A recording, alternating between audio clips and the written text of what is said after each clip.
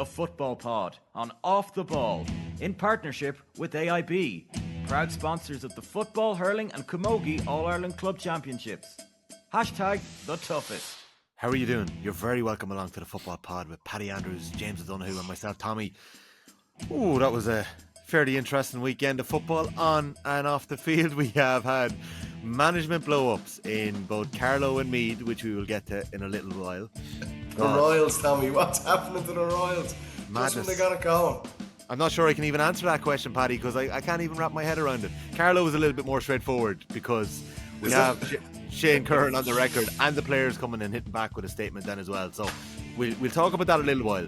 We do have the small matter of getting to 4 league finals this weekend. You boys are very enthused about getting stuck into this because you've been spending the weekend on the couch, enjoying it. Only place to be. Were you above at the games, Tom? You were at all of them, were you?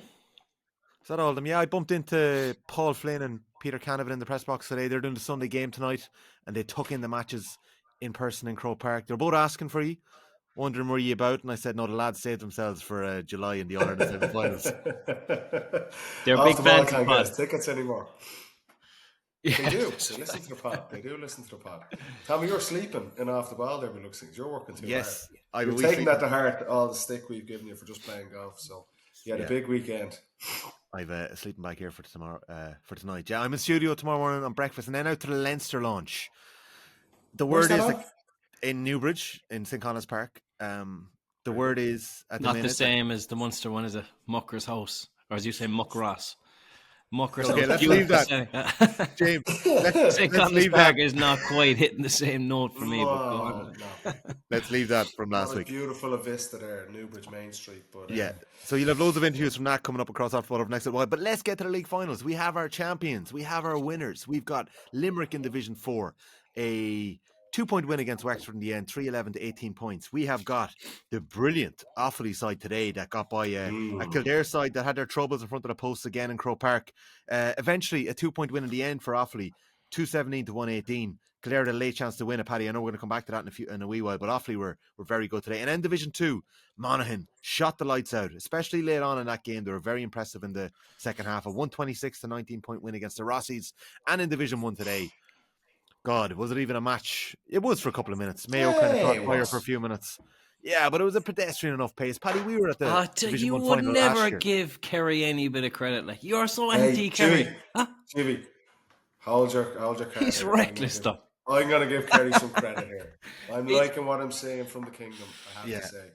Yeah, so Kerry claimed... But it was a game. McLaughlin's goal, and then they get the 2-pointer from O'Donoghue. There's a bit of momentum, and then Mayo just run out of puff. I've high standards, Paddy, with these new rules, with the enthralling clash that we experienced in Croke Park last year between Dublin and Derry. It did not live up to my expectations. Although, who can blame them? Mayo are out in Connacht Championship action next week. Kerry are off to Portugal and for their warm weather training camp before Munster. So, Curran... Are Kerry in Portugal tomorrow? Close enough. Yeah, I don't know. It's soon anyway. James teams head to Portugal by Hall. I think they're going. Where it's at this week, lads. They're going next week anyway. I'd say they're probably in a day at the moment now on the way down, having a few pints. I'd say. Nice. It's probably going. Yeah. It's fucking 16 degrees in Dublin this week. But you don't need to go on a warm weather training camp. Sun was shining. That's what we've done for the pod today. Mother's Day, heat wave, and myself and Jimmy were locked away in the couches watching these fucking games. Like so. Well, let's get into it. Let's get into it, Steve. It's the Curran Vihil or Herty is what the Division 1 trophy's been named after. It's gone to Kerry. I don't really want to start, and James, I'm not actually having to go here. I don't want to start with Division 1. Paddy, where do you want to start? 3. Go with 3, yeah, today. I thought it was a good match. Was it the game of the weekend out of the 4 finals? Probably was. And shout out to Mickey Hart, Declan Kelly, and those players. Mickey Hart again, Division 3 champs, promoters. What a couple of weeks it's been for Offaly. And they've beaten Kildare twice, and you kind of thought the win in Tullamore a couple of weeks ago was that Kildare taking the eye off the ball or not. But getting the Croke Park and winning there, you could see the celebrations from those young players afterwards. It's a big win for Offaly. So kudos to them. They're an exciting team to watch, aren't they? Yeah, they're they're quite slight. They look like a young team. They're not physically imposing, but what they lack in stature, they make up for just in speed. And we'll see this. You've seen this trend in Croke Park over across the 4 games this weekend, and with these rules and with the good weather, and we're going to see this throughout the summer. That speed of transition, that really attacking with intent, and Offaly have that coming from deep. Obviously, Cormac Egan, Lee Pearson coming up from the back. Jack Bryant sets them off with an incredible goal of the weekend, obviously. But they just looked way more dynamic than Kildare going forward. I was disappointed with Kildare. I have to say, I've been hoping that they could turn their fortunes around. And I suppose in their defence, the remit was to get promoted from Division 3. They've done that. They would have liked to have won in Croke Park. Maybe overly ambitious in the first 12 months of Brian Flanagan's reign. Could we get to maybe be the second best team in Leinster? That kind of progress. Now, that doesn't sound like a great title, but like Dublin are still a long way ahead of most of the other teams. But you look at what Meath are doing in Division 2. I know we'll chat about them later. They're upwardly mobile under Robbie Brennan until maybe this week. We'll chat about that. But they're going well. Louth have been really impressive over the last 3 seasons, obviously on the back of what Mickey Hart did. Westmeath, who probably had that title for a year or two, they've slipped back now. They play Kildare in 2 weeks' That's going to be a time. cracker, yeah. It will be, and I am really looking forward to that game. But that's Kildare, I'm sure, would have had that in their sights to kind of maybe get towards a Leinster final and win Division 3. Today, it was disappointing, I have to say. If you compare them towards Offaly, I worry about Kildare in attack.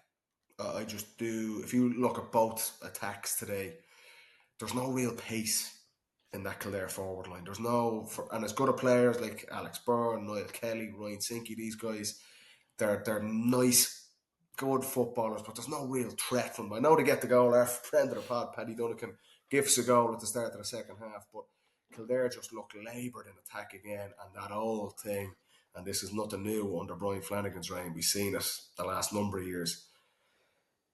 Jimmy, you highlight this a lot. The conversion rate is so bad, lads. You just cannot get away with it.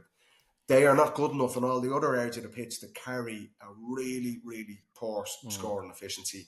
And Jimmy, you say it all the time. There's no point in being brilliant at everything else if you cannot fucking kick the ball over the bar. And you look at Kildare today, so many opportunities. They don't look that dangerous, and then they get into a position, and then their execution lets them down as well. And it's across the board, and you just they cannot get away with that. And for all the huff and puff, they are not going to make that progress that they want to make. And I don't know the answer for it, because I'm sure they're working on these things. But you look at Alex Byrne was good, but then opportunities. Even before half time, there's 4 shots on the spin that they miss, and Offaly just go up and clip 2 points. And it's a killer for teams when your conversion rate is that bad. And it doesn't look like there's a solution there. I'm not looking at any of those players going, they can get hot. Derek Kerwin, again, has he's loads of great attributes. But Paddy, it's even, he's so erratic in his shooting, and Kildare just can't afford to carry that. It's not even the shooting, right? And I want us to just a quick answer here on Kildare, right? And then on to Offaly, because it's loads to say about Offaly. But it's not even the shooting, it's the decision making up top. And you're talking about the fluidity between the forwards. Like Duncan makes that mistake and Harry O'Neill punches in that goal. The next attack for Kildare, Darragh Kerwin is bearing down on goal, and he's definitely got a man outside him. You got to slip. He's two. And I paused this and a brilliant save. It's a phenomenal save, though. I mean, like, that is. So, he's 1 hour later. But he's going at so much pace that he only has to hit the corner and she'll be back in net. In fairness to Duncan, it is an incredible save. 1 hour later, Paddy Clifford executes this. Yeah. And I'm not saying that's just the difference, but it's a big fucking difference. Yeah, it was nearly game over. If he does slip, best forwards in the country, Derek Kerwin. And I don't like picking on individual players, and I'm not. It's a symptom of Kildare as a whole. They are just not clinical. And you look at Niall Kelly on his left, it has to go to him. And it's a brilliant goal if he gets it. But it's 100% goal if you just slip that to Niall Kelly, palms it into an empty net, or Sinky on his right-hand side. And it's a symptom of Kildare. And look, that's one moment. They had so many other opportunities. Offaly were a better team anyway. But they If still you had a look chance, at Kildare Paddy. going forward, They there's still had one just last chance. Alex Byrne Alex still had Byrne. that one last chance that it could have been in I that get game that. later on, and they forced it. But Tommy, the point I'm making around Kildare, they have high standards and high expectations, and it's not individual players. I'm not trying to single guys out, but they are not going to make those steps. This is not Yeah. a new problem. We've seen this. They got away with it, a bit of skin of their teeth against Wicklow in the Leinster Championship last year, and then they have the exact same against Louth in the Leinster semi-finals we've seen today. There's no point in doing all the other stuff so well if you cannot kick the ball over the bar. And just as For a sure. wider team, just the pace and penetration in their attack just doesn't. That is an issue because none of their players up front have that kind of red hot pace. You look at what Offaly had, and these rules, we said it, space, it's going to reward players who are direct and are fast and are quick. And Kildare don't have that either. So it's just the feel-good factor, I suppose, of the early stages of the National League. Maybe that took a bit of a hit today. There's still going to be a massive crowd in College Park. We'll be talking. We'll be talking about that game in 2 weeks. Yeah, there's still issues there, but for Offaly, those young guys, can I come to have James? That little bit of excitement. Let me come to James on that, right? Because I described it as a coming-of-age performance today for a lot of the under-20 winners in the 2021 All-Ireland winning team. You have the captain, Lee Pearson. You have the centre-back, John Furlong. You have Rory Egan. You have Cathal Flynn and Keith O'Neill. You have Jack Bryant. You've got Cormac Egan as well. These lads are still only 21, 22. Some of them, they were very young when they won that All-Ireland. Just the fluidity in attack that Paddy mentioned, James, like, they're small, like they're not physically imposing fellas. Like as a team, as a unit, they're not that big a team. But it's maybe taken them a couple of years to settle at senior level. But maybe the new rules, maybe the reliance on speed and pace. Like what is it? What did you see with Offaly today, James? Do you know what they have? They have an unbelievable natural way of taking the ball. All of them. It's like on the other side, Kildare and Mayo, we'll get to them later. Everything is so learned and so robotic, whereas the Offaly fellas are taking it, putting it on their toe, swivel of the hips, maybe the odd dummy, and next thing they're up the field and out and at pace. And also, as comfortable as they are on the ball, they are sprinting up the field. Like Cormac Egan, he does not hang around. He is gone, right? And every time he's gone, you just see him at the edge of the shot, going up the wing, and there's two fellas chasing him. Like he's making space for them. It's only teams that actually play huddled and hunched in the middle that then get exposed physically. But the Offaly lads are constantly moving, making space, and are so comfortable on the ball and evading tackles that they get away with it. But like their attack, I must say, it happened in lots of games, especially this game. Kildare would have the ball around the top of the D, and they'd be trying to manufacture a score, right? And that's exactly what it was, manufacture a score. Whereas the Offaly lads would be throwing it around a bit, but it's only you're just waiting for them to do a sidestep, dodge a tackle, get around someone and pull the trigger. Like it was just so natural to them and so easy. Do you see Cathal Flynn score, Jimmy, in the first half? Yeah, where he does that. It's like, and I think it's Mick O'Grady actually a really good game for Kildare. He got a couple of blocks in, and he's a big leader for them. But it was like he is looking away from the goal, and just a little thing of the hips, and then he's in, and the two Kildare lads are gone. But Paddy, away. It's just we're speaking like of that. the innocence of youth. It's beautiful. But Paddy, we're speaking of that as if it's rocket science. It's just the difference between that and the other side of the field is so stark. It's crazy. Like, but if you look at, as you said, the age profile of that Offaly team, like there's 7 of them 22 and under. If you think about their training age, I don't know what they were doing as young fellas. Obviously, to get over the line at under 20s was unbelievable. They must have been doing great training, but their training age is so low. Give them 3 or 4 years. Let them stay up in Division 2 for a couple of years and see where they are then. Maybe there's another couple of 22-year-olds, 23-year-olds coming through.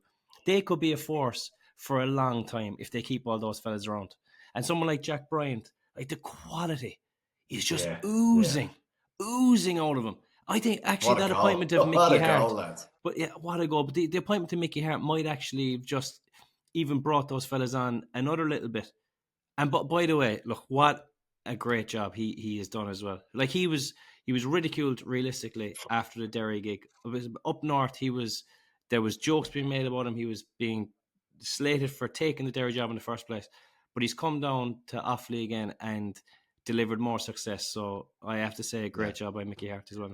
Agreed on that. Can we stick with Brian for a split second? Agreed on Mickey Hart there, absolutely. Like, and we're going to be talking more about Mickey across the season. But Jack Bryant, the effortless nature of the way this fella plays football, he still plays football like he did when he won the 2021 Under-20 Footballer of the Year. Like, he's that languid kind of style, the relaxed nature, the skill level, the shimmies. He scored 1-3 in the first half. He doesn't score in the second half, but a couple of the other forwards caught fire in the second half and kicked the points. The goal, James and Paddy, was there shades of a certain Owen Merchant sprinting through and sticking a ball in the top corner? Conor McKeown shouted it over my shoulder. You didn't think so? Why? Because he didn't take 44,000 steps in between each play. I think Mert shinned that in as well. Like. I think Jack Bryant's strike was maybe a bit better, but goal of in the fairness weekend. for Jack Bryant, though, he was going through, right? He's going dead straight at the goals, okay? And this is when I talk about quality, and we'll talk about it more when we come to Mayo, I think, because I want to get into quality when we talk about Mayo. But like, he's going through on goals, right? Lots of other fellas would second guess what they're going to do. They'd be like, I need to turn a bit to the side to hook this, right? He stays going straight at the goals. He also knows that if he punts it with with dead straight, okay, he's lost all control, because punting the ball at top speed is incredibly difficult, okay, even for the best players. So what he does is he puts it slightly onto the outside of his foot as he's traveling straight, which gives him the control, and he puts it into the top corner. And he doesn't absolutely lash it, because he's already going at pace. All he needs to do is place it, and next thing it flashes in. Like, that has happened, Jimmy, but that's happened in his school ground probably 1,000 times. That's happened at home. Like, he's done that so many times. It's so natural. And then on the other side of the field, no natural play. Nothing. It's just this. The difference is incredible. TG Carr had the camera in the goal. The Kildare goalkeeper showed it like the second. He's not expecting anything. He's like having a smoke with the umpire before the ball is in the back of the net. Like, it's just so naturally. You look at in the Division 1 final, Michal Burns gets through and he does that, Jimmy. He's not a natural goal scorer. It's a brilliant pass from Clifford, and he finds himself in space and he opens the body up, and Colin Reid just reads it. It's a great save by Colin Reid, but Michal Burns gives him the opportunity to save it because it's not natural. Whereas Jack Bryant is like, the goalkeeper is not, no one's expecting it. And I put it in WhatsApp, I was like, whoa, what a start. They're like outside of the right, placed into the top corner. And you're right, it's kind of, both these teams have been promoted. So they've done, the remit has been set, what they would have wanted out of the spring. But just, you talk about teams going into the provincial championship now in a couple of weeks' time. Kildare, the progress, there's a feeling that, okay, there's improvements, of course, there's newer players in, but that failing up front is, you feel, it's going to come back to haunt them in the games. Whereas Offaly have this, you've seen the reaction of players after. We were talking about cancelled league finals and that nonsense. Like, look at those, the Offaly supporters, those Offaly players. And the biggest thing, I know Mickey Hart get a lot of credit, Declan Kelly, they've kept that team together. Like, so they've 7, 8, 9 of those players. Whereas we see in loads of counties, we're talking about it in Carlow in a while, we talked about Leitrim a couple of weeks ago, it can be a tough gig. I was pitch side for Offaly Dublin in the Leinster Championship last year, and Offaly, it was men against boys. You were like, Jesus, and they got a bit of a beating that day. And you were thinking, for those young fellas, it's kind of, will we hang around here, or will we go and play hurling? Will we stop altogether, go travelling with mates? They're early 20s, like, go to Australia, wherever it might be, go to the States. But keeping that group together, that's the work that's gone on in Offaly, in the football, the hurling side, Michael Dylan and these guys, is incredible, because it takes that couple of years to build it. You know, and you have guys who are like that, the nucleus of a team that was the best team in the country in their age group. But how many teams lose those players when they're not in a Kerry or Dublin or Galway or Tyrone or whoever? So Declan Kelly deserves massive credit for this underage success, but you're starting to really see the shoots of it now, and I agree. For them to be in Division 2 with that age profile and the rules will suit a team like Offaly, because it suits fast play and it suits guys who have skill, and they've showed that in abundance. And they're an exciting team to watch. I agree. Like, Cormac Egan coming up the pitch, it's just like, something's going to happen here. Yeah. No one knows what, but something good is going to happen. Like, he's clever. From corner back. Like, it's just, it's speed. It's like, and no matter what size someone is, whether they're, you know, they're small guys. They are, and you see them on the pitch. When they're pitched, they are small guys.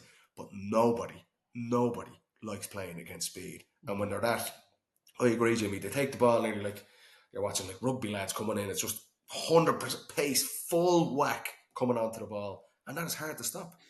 And in the case, would they run out of gas or not? But we know with Mickey Hart, we've seen him do it with Loud. One thing he does guarantee: his teams are fit. They train hard, and when the bodies are that young, they can probably take that on board. And it was full value for them today, and it's a brilliant story for Offaly and some of those young players, because they stick together. They're going to have an exciting time to be an Offaly football supporter.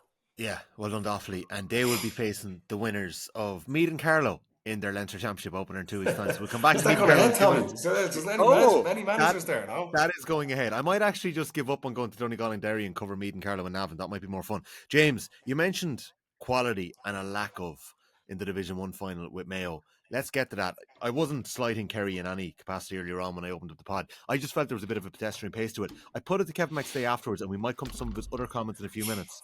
But I put it to him afterwards. He was disappointed with the Mayo performance. And I asked him about the sloppiness in Mayo's play. A lot of attacks broke down with hand passes. Take over here. What do you want to talk about? Well, okay, with Mayo, I don't know if Kerry were absolutely outstanding at the back, right? Or if Mayo were just absolutely diabolical in attack. 112 they ended up kicking, right? With the new rules in Croke Park. Like, you'd nearly be thinking Ryan O'Donoghue could get that on his own on a day when they're at it. So they were so far off it, but they were dropping balls short. They were getting blocked down. They were slow. They were just dishing it off. They had none of that thing that the Offaly forwards had, where they were on the half yard or on the turn to take on a man. In fact, it was only Ryan O'Donoghue on 2 occasions. One of them was when he dummy soloed Gavin White and got fouled. Okay, a great bit of attacking play. Okay. And the second one then was they were shoveling the ball from man to man for about a minute, and I was getting an anxiety attack watching it, until Ryan O'Donoghue eventually did a beautiful double shuffle and took on Paul Murphy and got in for a goal chance. Remember, with his left, he put it over the bar. But that was great play as well. And Aidan Shea had a brilliant first half, a great game. But I just thought that the quality was so down, right? And I think the quality it's a term we have. And you can say, what does it mean, the quality being down, right? And I just wrote down a couple of things that actually signal high quality or low quality play, right? The first one is having more time than other players. So the more quality the player is, the more time he seems to have, right? Clifford always seems to have a couple of yards. Paddy Clifford always does. Whereas with Mayo, there was a man on them constantly. They had no time on the ball because they couldn't buy the time. Seeing a pass that maybe others can't. Every pass that Mayo had was just a simple pass. There was nothing clever. They couldn't see anything outside of a couple of yards in front of them. Playing heads up and playing quickly. Again, I thought that Mayo played so slowly. They didn't kick the ball. It's like the new rules weren't actually suiting them. They just played too slow. And then one of them, which is obviously close to my heart because of the way I played, but taking a man on. Like, there was one stage in the second half where Paddy Clifford had the ball kind of in the middle of the field, maybe centre forward-ish area, and the Kerry forwards held wide, and Paddy just took on his man, got to the edge of the D, and I think he put it over the top it was probably for Joe, just for a fist over the bar. But he was just able to take his man on, go past him and set up a score. Well, I don't think the Mayo fellas trusted themselves to do that, and they kept shoveling the ball back. And then one more one though, Paddy, about quality, right? Sorry, this is the last one. No, sorry. Not getting blocked down. Oh, Jesus. It is the biggest indication of lack of quality is getting blocked down. If even in the Legion team, if a fella gets blocked down, we have him in the dressing room. We're like, what are you doing getting blocked down? Have a dummy in the locker if you're going to be blocked down. And the Mayo lads got blocked down 3 or 4 times. Now, it is great defending. And even Paul Gainey was back defending. Gavin White had an absolute stormer for Kerry.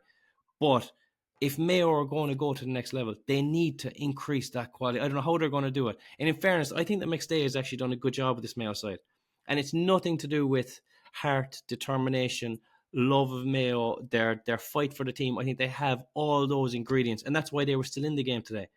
But until they improve that quality and even those 4 or 5 things, they're going no further. Is there a chance, right? And I tried to ask this to McStay, like, how do you deal with that? And that, you've laid that out brilliantly. When you've got a game 6 days later, and I'm not saying they didn't go out today to win today, but subconsciously, if you're off it by 5%, can everything else, can it just be an infection across the team that it all? I'm just trying to make a case here. I think they were well up for it. That was more worrying, and it's similar to what we're saying about Kildare. I don't think the Sligo game next Sunday is in Mayo's head. They put out a really strong team. They wanted to win that game. Those failings, that's not, we've a match in a week. They're more fundamental than that. And of all the things, I agree, Jimmy. What the surprising thing, you look again, what do the rules, these changes in the game, what do they suit? They suit kind of skill execution, guys, long kick pass and accurate shooting. Okay, that's probably a bit of an issue for Mayo. We know they're more of a running team, but they also suit, direct, penetrating runs. Look, the players who played really well. Look, we just spoke about Offaly, and Mayo do have that, and we just didn't see enough of it today. I agree, Jimmy, and maybe Tommy won't give Kerry any credit. You know what he's like, but I thought Mayo were not great. But again, okay, they'll take positives from the league. They still should have far too much in Castlebar next Sunday against Sligo. But I've been majorly impressed with Kerry over the last 3 weeks. And you could say maybe the Galway game, the context of that game, does that really matter? But what we've seen in the Armagh match and what we've seen in abundance today, 2 main areas I texted on just watching the game. Kerry are kicking the ball, kick passing, transitioning the ball up the pitch really, really quickly.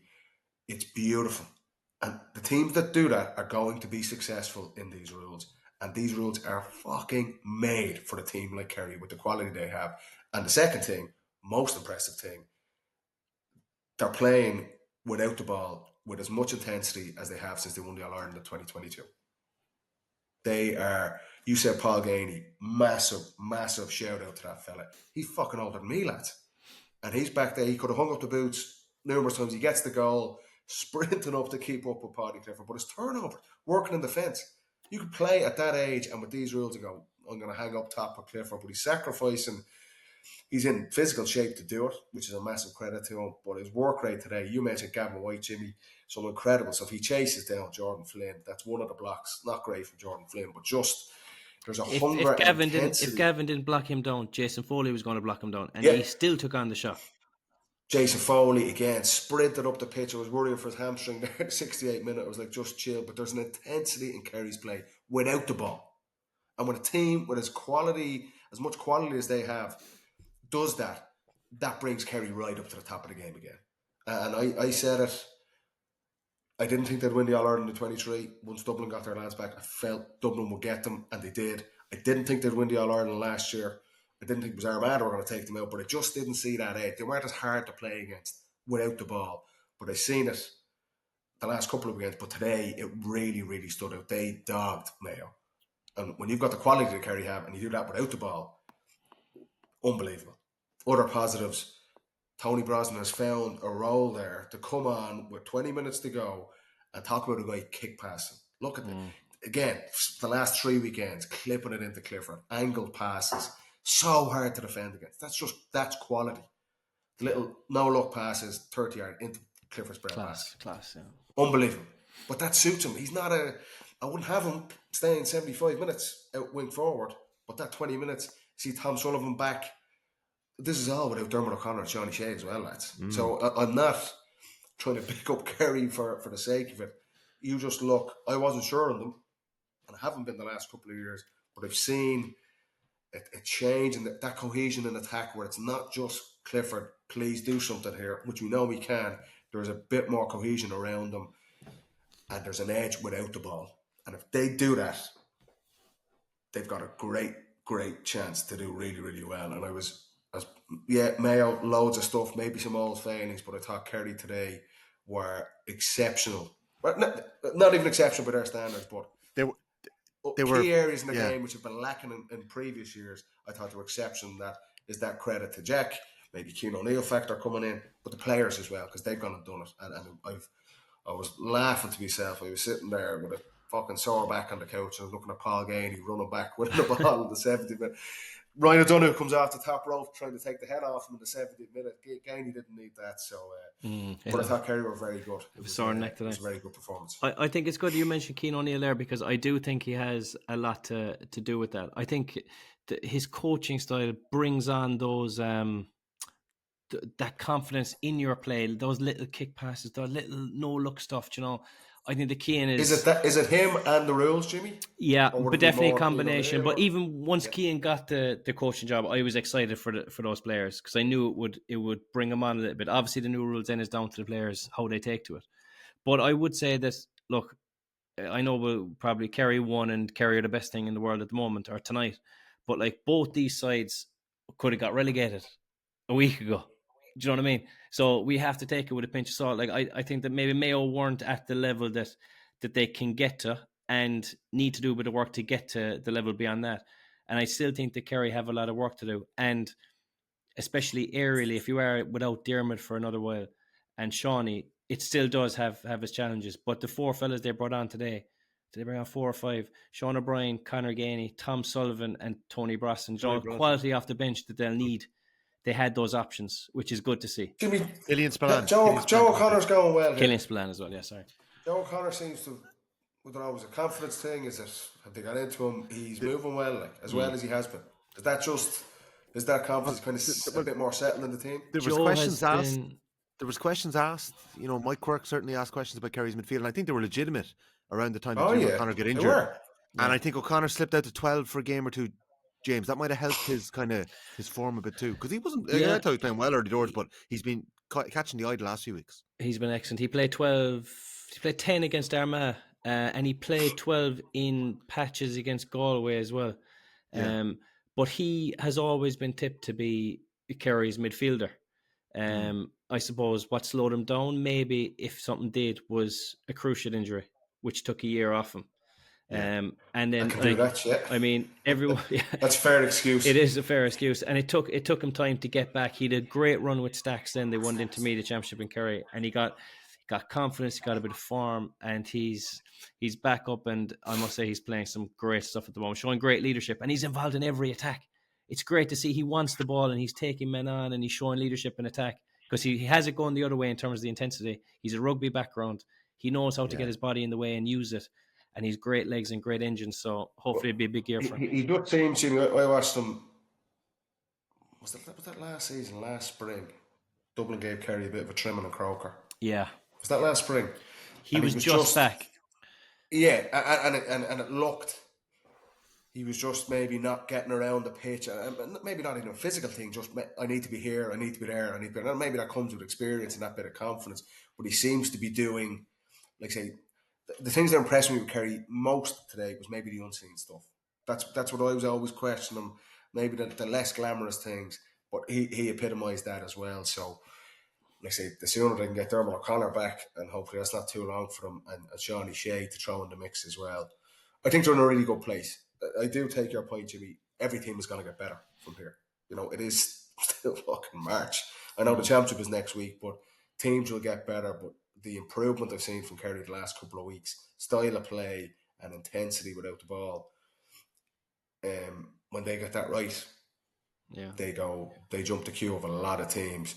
Whereas Mayo's failings seem like they're a bit more, maybe harder to fix. And don't you have to be Sligo next weekend? I'm sure that's a good game for them just to get today out of the system, and hopefully start seeing that a bit more from Mayo.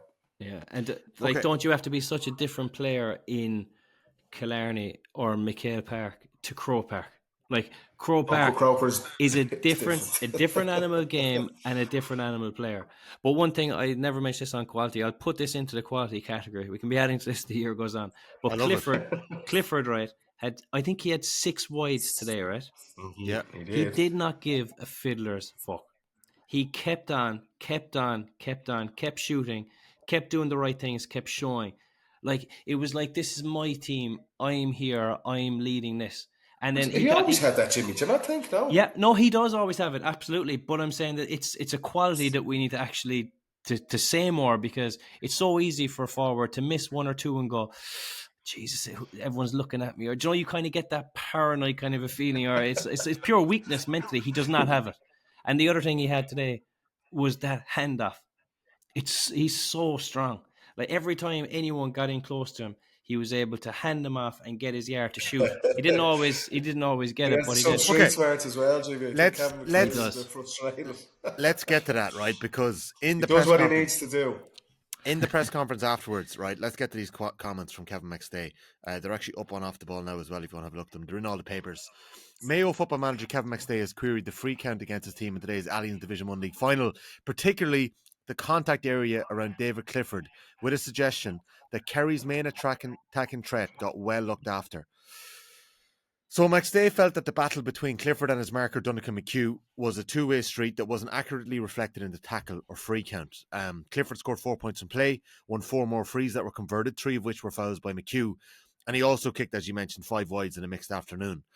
He's a fabulous player. We'll all agree on that, said McStay. But if you see the camera angles that I'll be looking at now on Monday and Tuesday from behind the goals, you'll see just how clever he is at making sure that the picture that the referee sees is an excellent picture for him. He can't always be out in front. Nature doesn't allow that. He can't be out in front for every ball. And I'd feel Donnacha did excellently today. I think he gave him a really good shot, but I want to be careful because I really like him as a player. I think he's a fabulous player in the game, but today I thought he got well looked after. Donnacha's jersey must be resistant to pulling altogether. I don't know. That would be my one thing, and I think David Coldrick is obviously a fabulous referee too, but the tackle count, I think it was 13-1 at one stage, and so on and so forth. So he then says that he knows that the media are going to jump into it and run with this line, but fairly strong line to come out with, James. You know, after a league final where you've been kind of soundly beaten, and that's exactly is now on David Clifford. That's exactly why he's on it. That is the most classic deflection. I mean, they've only scored 112. We shouldn't even be talking about that side of the field. We should have been talking about the 112. Forget about Clifford. Like that to me, and it's clever by McStay. I think it is clever to say, look, we have this Evans, he's pulling and dragging, whatever, but every forward does that. I was saying off camera, I've never made a run for the ball without giving my man a push or a pull or a tug or something. Like that's just it's part of the job, exactly. And your man is going to give you a pull or a jersey tug when the referee's not looking. Jesus, come on. He's getting it behind the goals cameras and picking out all these instances. Nonsense. I think it's nonsense. But I must say, I thought McHugh did have a good game. And he was very physical with Clifford. Clifford obviously came out on top. But what eventually if you're defending, you have to be like that. You have to, but what caught him out eventually was Clifford, right? Your man was very physical with him. He kept taking him on, and he got his fouls up, and eventually he was booked. And I think they actually took him off him for a while after that. And like that is exactly what to do with a defender who's getting very handsy with you and very physical. Try and get him to foul you a couple of times, and he can't touch you anymore. And that's actually what happened in the end. He was probably one foul away from being very harshly, but he could have actually been in more. Yeah, there's some of them were soft enough fouls. Like there was a couple of soft ones. There was a couple of soft ones. Like, obviously, we had the free Paddy last year. Was it last year? No, it was the year before with Mick Fitzsimons that David Goff overturned. There was obviously a little bit of pulling and dragging going on both sides. Do you remember that one down by the Davin? Yeah. What do you make of McStay's comments? Kevin McStay was a forward himself. I was surprised. Look, maybe a bit frustrated after the game. Maybe it is, as Jimmy says. I agree. You talk about David Clifford. That's probably going to be the story tomorrow outside of anything else. Mayo just need to get ready to play Sligo. Maybe there's a bit of that.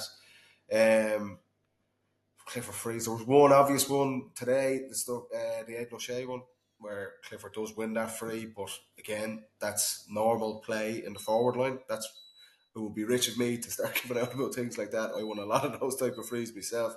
But that's what happens. And to talk about a forward pulls a defender, watch any match at any level, that is what happens. How do you think forwards just get free all the time to receive kick passes? That their man is just asleep at the wheel. That happens off the ball. So I wouldn't. I don't. I wouldn't read too much into that. I'm sure Kerry won't. I'm sure David Coldrick won't as a ref. The one question, like I say, was that one with Aidan O'Shea where he comes in. But that's your job as a forward. Like that's This is just par for the course, particularly at this level, and particularly with the top teams, and when you're tightly marked as David Clifford. So I would say I don't fully agree with Kevin McStay, and to be honest, I probably don't think he believes half that stuff himself. Okay. But Yeah, I see the Mayo account. Sorry, James, 1 second. There was a fire alarm going off, or some sort of a kitchen alarm going off in your kitchen, so I muted you. Go on, James. Was that my kitchen? Yeah. Jimmy, what's happening there? I was wondering what the smoke was. Open the window. Christina's at the grill again, is she? She hasn't been at that in years, but it definitely couldn't be her cooking. I see actually the Mayo account are after retweeting Kevin McStay's comments about Clifford, so maybe we're seeing absolute trouble. It's absolute trouble. It's the definition of deflecting.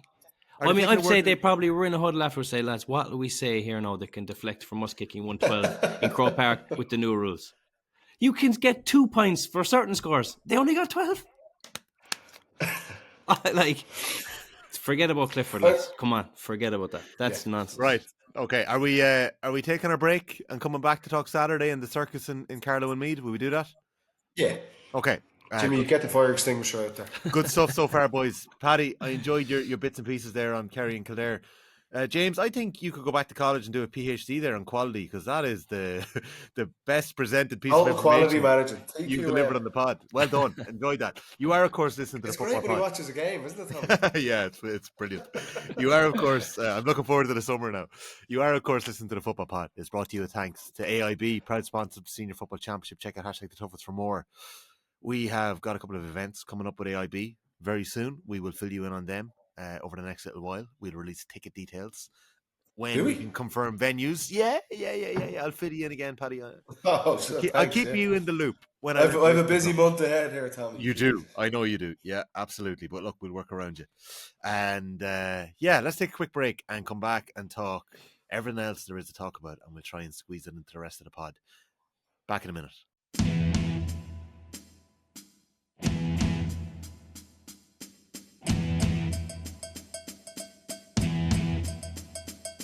You're very welcome back to the football pod. Paddy Andrews and James Donoghue. I ended up doing a little bit of work on in and around Carlow late last week on Off the Ball, and I was looking forward to getting your take on it on the pod here today, lads. And next thing, halfway through the Division 4 final between Limerick and Wexford, the game was really getting going. The news breaks that Meath's two, much sought after, highly respected coaches that have gone down very, very well in and amongst the players. Joe McMahon, 3-time All-Ireland winner, a coach in 2021 when Tyrone won the All-Ireland, and Martin Corey, a brother of Vinny, Clontibber clubman who's been involved in coaching Cavan and Monaghan to All-Ireland semi-finals in the last couple of years, have now departed Robbie Brennan's management team in Meath. There has been a fallout somewhere along the line. An issue has come up. I've been doing my very best to get on top of the story in the last 2 days. And I'll be honest with you, I'm a little bit lost. Tommy, this is your neck of the woods. This is your time to, for once, Meath are worth talking about, and you don't fucking know anything about it. It's not that I don't know anything about it, Paddy. It's that it doesn't make sense. At least when Shane Curran decided to walk away from the Carlow management team, he released a statement and he said that the boys went on the beer in London, and then the Carlow boys came out and the Carlow boys said Curran told us we were allowed to go on the beer in London. So I don't know, is Curran going to hit back at that statement? So who was it a couple of years ago, lad? Was it Down? Where Down went on the piss. It was. We're having a mayor at the time as well. There was trouble. Down had their own Mardi Gras. So that at least we were given the little bit of insight. With Shane Curran, obviously the county board in Carlow. That's solely Carlow's story, Tommy. That the lads, London is a great town. No. I think there's a lot going on. There's a lot been going on down there. There's a huge amount of turnover, right? And you're looking at the likes of Limerick and Wexford that, have had really good springs coming out of Division 4, and there's 16 new players, I believe, on the Limerick squad. They've kept a lot together. John Hegarty's building something really strong in Wexford. Very hard. He's got a 40-strong panel there. Very hard to retain players at that level. We're hearing it with Leitrim and the trouble they've had. And in Carlow, 9 players left. They had a big panel because Curran had come in and was getting to know players. They carried a big panel. 9 players walked away. A selector walked away during the league. Things weren't so rosy. The players are saying certain stuff. The managers are saying, or the ex-management team are saying other things went wrong. But at least we have a little bit of an idea of where the breakdown in relations happened. Shane McEntee, former Meath footballer, was in studio today on Off the Ball. He actually went back, in with Meath this year for 8 weeks and just didn't make the cut in the final squad when it was made, but he gave it a go to try and go back. Meath brought back Seamus Lavin after 4 years away. They brought back Brian Menton. There was a real buzz around Meath. You've been hearing me getting excited about it. They were really well coached early on in the league. The 12v11 really worked for them. And it's kind of tailed off in the last couple of weeks. They've picked up an awful lot of injuries in the last couple of weeks. They lost Jordan Morris in the Louth game. I don't know why or what's happened, but has the pressure cranked up on that management team and they've just cracked? I don't know. No, it's not that. What do you think has Can't be happened? What do you reckon has happened? I don't like what's it? Not even 4 months in. It's surprising. Look, the Leitrim thing was maybe bubbling. That there's a rationale behind it there. There's a bit of a falling out between players and management. Seems like it's the exact same story in Carlow. With Meath, Meath were sure to get promoted to Division 1. So okay, they were a long way off against Louth last weekend. But in terms of how the spring could have went for a new management team, there's nothing there that's kind of saying this is car crash stuff. They, like I say, they're upwardly mobile. They had a couple of wins. There seems to be a bit of a buzz around. We're talking about it, Tommy. We're not some of the games down in Nav. There's a buzz around Meath football. 2 guys are obviously highly respected coaches. They have a bit of pedigree behind them. And they're not even there 4 months. What happens that you can fall out that much with the championship 7 days away? Wait till the end of the season. If there's something glaring, I'm sure we will hear more about this because it's not a case of, it hasn't gone well, so we're going to just get out of Dodge now. And if that was just the case, we hang on till the end of the season, try and get through the championship. It feels like there's something big has happened in the last week or two. Well, Robbie Brennan's going to keep his counsel, is my understanding, until after the Carlow game, and I'm sure we'll hear then his side of proceedings. The championship in a week, so you couldn't need to focus on that game. We haven't heard from Joe McMahon or Martin Corey, right? But I'll give you the timeline that I'm aware of. The 2 lads took training on Thursday night.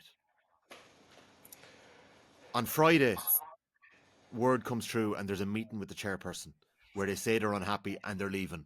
And for whatever reason, the reason they're leaving, they couldn't be talked out of it. Obviously, Saturday, the word comes through that they're gone. It's broken by Davy Rispin of the We Are Meath podcast, and Meath released a short statement a little while after, just coming from Robbie Brennan and the management team, or the rest of the management team and the players, wishing their coaches the best of luck. I don't know. This is a massive story in my opinion, and it's very hard to know why, because you got to think of it as well. They've been promised something and they're not getting it. I don't know, like Paddy, I don't know if that's the case. I really don't know. And they trained on Thursday, met the county board on Friday, and have left on Saturday. Well, the word that's coming out is that there's been disagreements, right, between maybe over team selections, right? But James, in any management team, I would imagine that there is healthy debate, there's disagreements, there's arguments. But it's Robbie Brennan who has to face the media every week. The buck has to stop with somebody. Whether it be Jim Gavin and his coaching team or Im Fitzmaurice and his coaching team, he's got to make the decision, I'd imagine, ultimately. And I presume any coaches worth their salt are going to know that walking into a ticket. Definitely. And the buck stops with someone. Someone has to make the final call. Now, as a player, and I can only speak from a player's point of view because I've only ever been a player.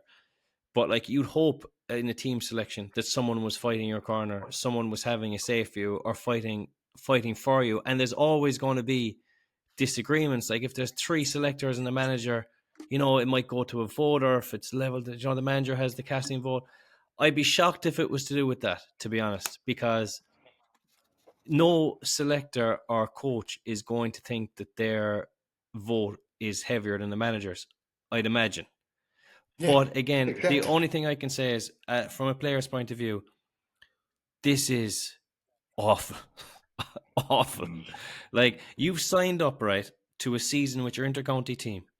You've given how many hours to gym trainings, sacrifices to social events, family events, weddings. You've had your partner tolerate you for being cranky, everything, you're under pressure, and then suddenly the management team falls apart halfway through the season, and everything good you've done is now up in smoke.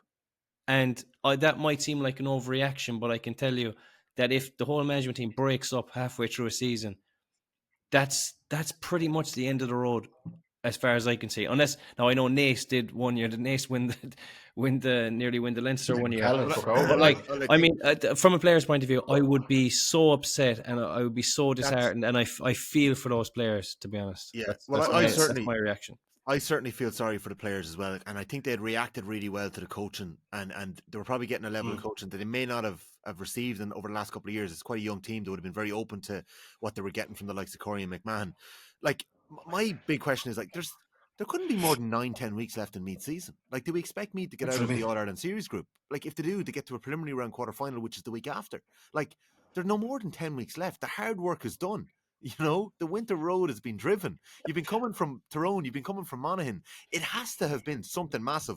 There's one thing that caught my eye, and there's no clarity yet on what's happening, but a tweet has come out, and it came out very quickly after Love Twitter. After the news came out, right? And it's just caught my eye, right? Because anyone who is in and around the game in Meath will know that Bernard Flynn has had a fairly colourful history and interactions with this kind of era of the Meath County Board over the last couple of years. He had been the Meath under-20s manager a couple of years ago, and there was a fallout over player selection issues. I understood where he was coming from at the time to an extent in terms of having access to players. We hear it all the time. We heard it with Stephen Poacher and the Leitrim under-20s recently as well. It flares up quite a bit in some counties. And at the time, Flynn and his management team decided to walk away. He went for the job when Colin O'Rourke got it. He didn't get it. When Robbie Brennan went for the job in September, word came out, and it was published in a number of sites, that Robbie Brennan's management team was going to include Joe McMahon, Martin Corey, and Bernard Flynn. And then when Robbie Brennan got the job, Bernard Flynn was not admitted, and there was just no word of it again. There was no mention of it. And I just thought it was interesting to get the reading of it, especially when we have no information about what's happened. Flynn's tweeted the weekend, "What an absolute disaster for me, GA football. Two of the very best coaches in Ireland and two of the best and nicest human beings that you could have working with you. They were obviously left with no choice." I'd love to know what that no choice was. Like, what could it have been that left you with no choice?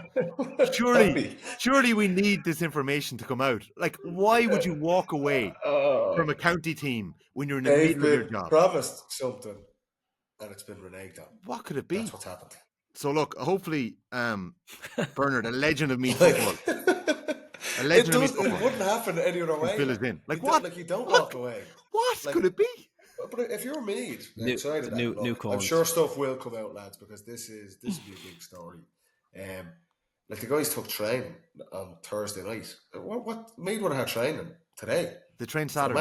The train Saturday. So, like, who takes the training then? Well, Robbie Brennan do it on his own. No, Robbie Brennan. Like, whatever, one coach, Conor Gillespie and Shane Supple obviously involved as a goalkeeping coach as well in that backroom team. Are they going to draft in somebody? You know, I don't know what's going to happen. You know. I don't know. Like, what are Carlow going to do? What? We've been totally distracted from Carlow. Gym training session. They've 3 sessions this week. The gym and maybe 2 pitch sessions. Carlow have no coaches. They have nobody. But the level of distraction there for the players, like when you should be talking about how you're, what your relationship is with the wing forward if you're a wing back under a kick out or whatever, you're talking about why the management team is broken up. It's just like it's going to be the main topic of conversation in that dressing room for the rest of the year. It's going to be like who's in the wrong. It's going to be like Coronation Street. So I feel sorry for them because every bit of focus they had would be shot to pieces. Yeah. Well, look, I would just love to know why they were left with no choice, and maybe one day we'll hear. You reckon, Tommy? Robbie Brennan will address the media after Sunday. That's the first we'll probably hear. I think he's going to surely have to say something. He's probably going to have to say something. But then, if they win in Navan against Carlow, they've got Offaly, a team that we've raved about in this pod, a week later in Navan again. If they get over the line against Carlow, so maybe he's going to wait. Maybe he's going to hold off and not comment. I'm at the Leinster launch tomorrow, and You know, Who's doing it from Meath? poor Sean Rafferty in his first season from Meath is supposed to be out in front of the media. So, Oh, lad. look at Sean, pull a fucking sickie. Get out of there. That's a and Get we're out of shocker. there. That's a shocker.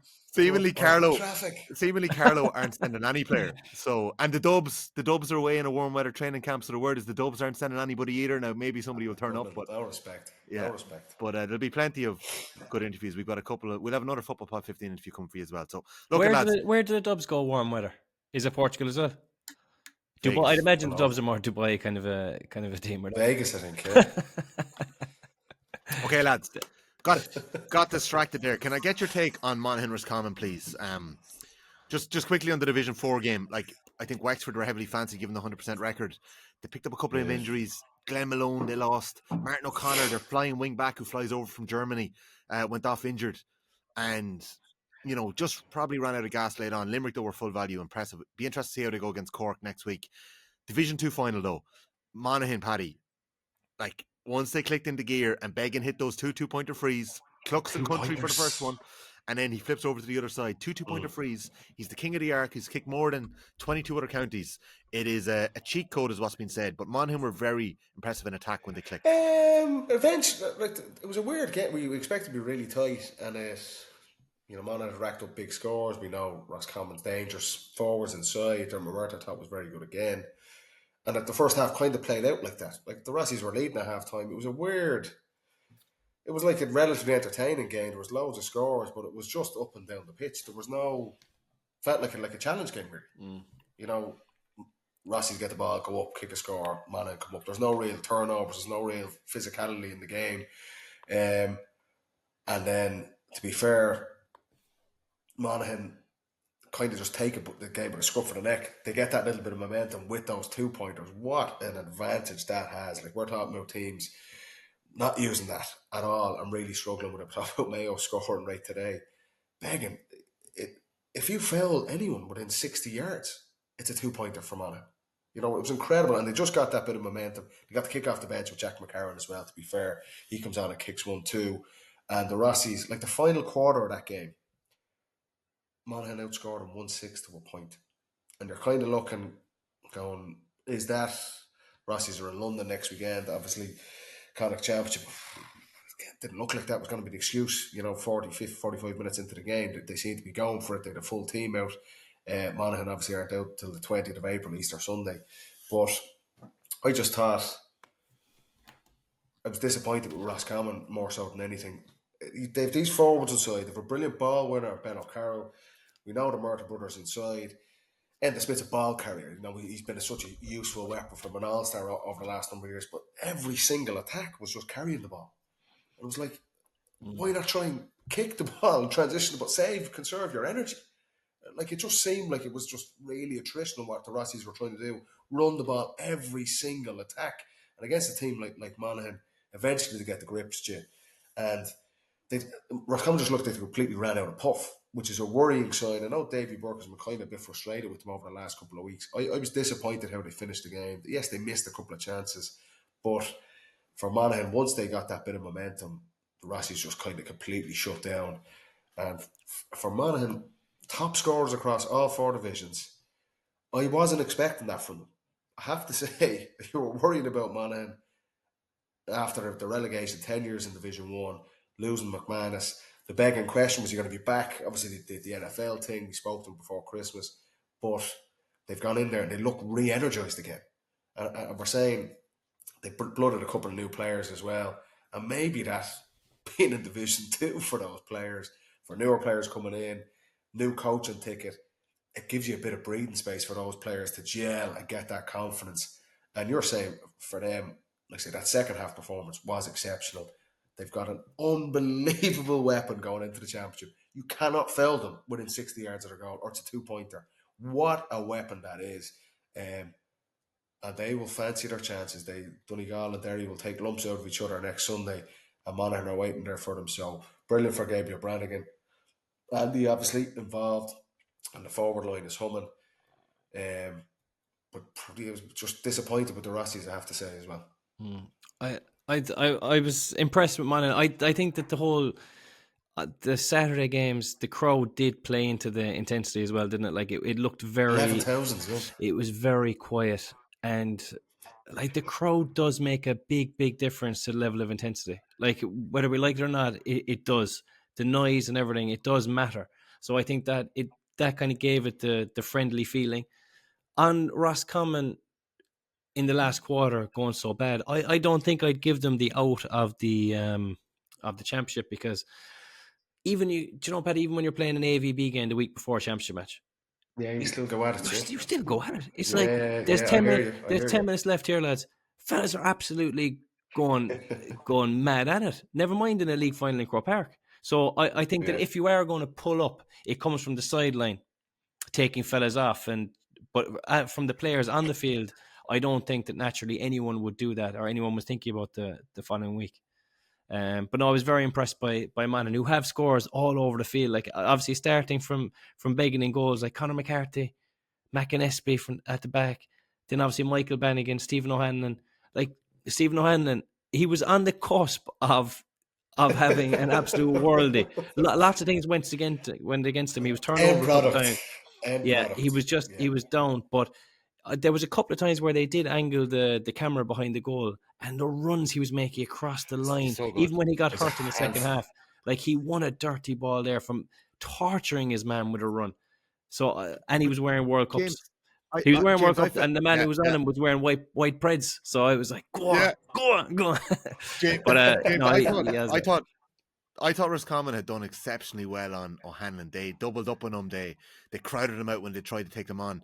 But to me, O'Hanlon sort of figured it out in the second half. He kind of, even his first score, he doesn't take his man on. He jinks left and goes on his right and curls it over. You know, I just think, yeah, I don't know. I was He's impressed. a dangerous player. He's like a lot of those Offaly guys we spoke with earlier. Just pace, agility, Triple an threats. absolute handful. If he maybe try and be a bit more consistent with his end product, Yeah, Yeah, it's because just decision making maybe at times. He's going so yeah. fast. But the one thing I would say about that is slow down, man. if you're a wing forward or an attacking threat, like there is no doubt in the world that the opposition are on about you for 5 or 10 minutes in the video analysis. Like they're talking about you, they're planning for you, and that allows space and opportunities for the other forwards. Like if they're worried about you as a 10 or a 12, and they're maybe putting provisions in place to stop you, it's only doing good things for your team. Even if you don't play that well, it's only doing good things for your team. So he's a Taking the focus. huge bonus for them. Yeah. Yeah, I have a wee theory on Roscommon's form falling off a cliff, and it's the fact that Conor Carroll hasn't been able to come up the field in the way that he had been before. He was such an important part of the way that they played. I mentioned how well Meath played at the 12v11, the slow attacks. Billy Hogan was coming up the field. He was spreading the play left, right, and centre, and he was picking out their shooters. Meath shooters were coming on the loop. They were getting their long range shooters out from the 2-point arc. Roscommon are struggling to keep up with the pace I felt that Monaghan brought in that second half, and B, Or they definitely ran out of gas. Yeah. yeah, but like even I'm thinking of like fellas who I would picture as being really good at taking players on and beating them. They just weren't doing it because I think that the attacks were moving too quick for them. They weren't. I don't know. I just feel like they've been affected heavily, these two teams, Meath and Roscommon, by the fact that their Key. keepers aren't going What I would to say slow there, it down. it's what a fucking indictment it is of your attack. If because your goalkeeper can't come up the pitch, you can't get scores. I agree with I you. would say. They're going to have to Come figure on, it out. lads. Yeah, they're going Come to have to on, figure it out. man. Come on. So, okay, lads, anything else that you want to get to? My brain is kind of full at the minute after a busy weekend at it. I don't want to miss anything. I'm going to get the pod edited enough tonight. We've got 9 championship games this weekend. We're going to look ahead to them on the members pod a little later this week. We should have a Football Pod 15 interview too. We have got Waterford against Tipperary and Munster. We've got Limerick against Cork and Munster. We have got in Connacht, London against Roscommon, New York against Galway, Mayo, Sligo. In Leinster, Wexford against Laois, Wicklow against Longford, and that Meath Carlow game, whatever on earth is going to happen there before, during, and after. And then up in Ballybuffet, I'll be covering this one for Off the Ball. Donegal up against Derry. What about you didn't mention Castlebar?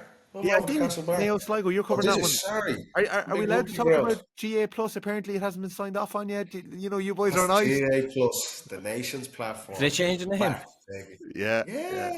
Bigger and better, Jimmy. Plus means like more stuff. It's great. Like. Oh, okay. Yeah. There you go. You looking forward to the weekend? Can you give us anything? More stuff. Are you doing more? Like, are you just doing your usual? More. Just plus Do everything. you know what I can't wait for again? The post-match interviews. They Brilliant. were a highlight last year. Love it. Like, he nailed them. He Paddy, nailed them. He Paddy? Kieran Kilkenny for one. He Jack McCaffrey. He had McManus. McManus. He had Man, it's after penalties, yeah. Let's hear it, lads. Kevin McStay won't fucking talk to us now after you throwing him under the bus there, Jimmy. I said he did a great job, but he was deflecting. I'll ask him on Sunday Okay. after the Sligo. Well, Another big fan of the pod, by all accounts. Kevin Hey. McStay.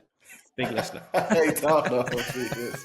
But we will be player interviews, yeah. We a bit more light-hearted with GA Plus. Okay, Paddy Andrews, James Dunhu, very much enjoyed the weekend of football. Didn't really enjoy the madness off the field. But sure, look, we'll roll with it. That's as a Mead man. We will catch up on Wednesday, I believe. We'll be out with our members pod. And then we've got championship kicking off this weekend, the 2025 All-Ireland Senior Football Championship, the Provincial Championship kicking the gear this Sunday and Saturday. Paddy Andrews, James Dunhu, thanks for joining me. Cheers, boys. Thanks to everybody for tuning in. And that's your pod. We'll be back soon.